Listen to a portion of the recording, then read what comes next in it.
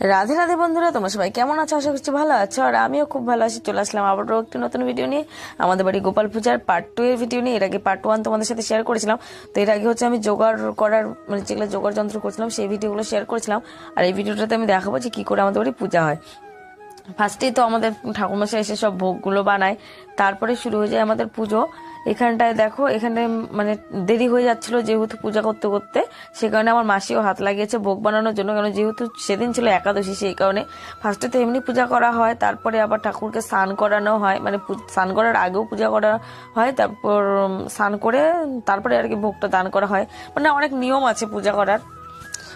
তো আমাদের ঠাকুরঘরটা যেহেতু খুবই ছোট না, খুব মুশকিল হয়ে যায়। দেখো একদমই ছোট ঠাকুরঘরটা, ওখানটাতে দাঁড়ায় দাঁড়ায় একবার ঠাকুরঘর থেকে সব জিনিস এনে দিচ্ছি, আবার এখানটাতে রাখছি। দেখো ওই যে ওই সাইডে পাতাগুলো সাজিয়ে রেখে দিয়েছি। আর এবার না আমাদের ঠাকুর অনেক কম আছে, প্রত্যেকবার অনেকে ঠাকুর আনে, আর এইবার অনেকে আসে নাই, আর সেরকম ঠাকুর আনে না। যে যেটু পূজা করছিল ওনার ঠাকুরটা নাকি অন্য জায়গায় আছে দেখে সে আনে নাই। এখন যেটু স্নান করিয়ে দিচ্ছে, এরপরে হচ্ছে আমি আর বুনু স্নান করবো। প্রত্যেকবার আমি আর বুনু দুজনে মিলে স্নান করাই আমাদের ঠাকুরকে। এখানে পঞ্চামৃত দিয়ে ঠাকুরকে স্নান করানো হয়, যেটা আর কি আমাদের বাড়ির গোপাল। আর যেটা এমনিতে আমরা দিই, এই মাটির গোপালটা আমাদের দিতেই হয়। মানে পিতলের গোপালটা তো 12 মাস পূজা করা হয়, আর মাটির গোপালটা হচ্ছে ওই অগ্রহায়ণ মাসে সংক্রান্তিতে এই আমরা গোপাল দিয়ে পূজা করি।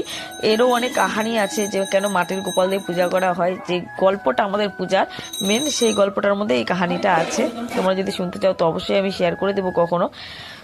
আর দেখো এখানটা আমি আর আমার বোন গোপু ভাইকে স্নান করিয়ে নিচ্ছি। আর আমি কেন গোপু ভাই বলি বলো তো, ছোট থেকে আমি বাড়িতে দেখে আসছি আমাদের বাড়ির গোপাল পূজা, মানে আমাদের গোষ্ঠীর এটা আর কি পরম্পরা, অনেক দিন থেকে হয়ে আসছে।